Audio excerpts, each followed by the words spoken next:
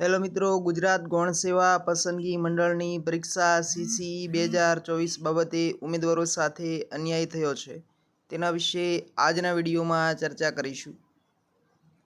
ગુજરાત ગૌણ સેવા પસંદગી મંડળ દ્વારા ફાળવવામાં આવેલ જૂનાગઢના પરીક્ષા કેન્દ્રમાં ઓનલાઈન પરીક્ષા પદ્ધતિ ઉમેદવાર માટે સમસ્યારૂપ બની ગઈ। કેન્દ્રમાં નબળા કોમ્પ્યુટર્સ હેક થઈ ગયા અને બંધ થવાની ફરિયાદ ઉઠી। કેન્દ્રની ગુણવત્તા ચકાસવા બાબતે માંગ ઉઠી છે। ઓનલાઈન માધ્યમથી લેવાઈ રહેલી આ પરીક્ષામાં કોમ્પ્યુટર બંધ થઈ જતા ઉમેદવારો માનસિક રીતે હેરાનગતિનો સામનો કરવો પડ્યો હતો, જેને લઈને કેન્દ્રની ગુણવત્તા ચકાસણી બાબતે માંગ ઉઠી હતી। આ બાબતે વધુ શું થાય છે તે જોવું રહ્યું। ફરી મળીશું આવા જ એક અગત્યના વિડીયો સાથે। ત્યાં સુધી જય હિન્દ, જય ભારત।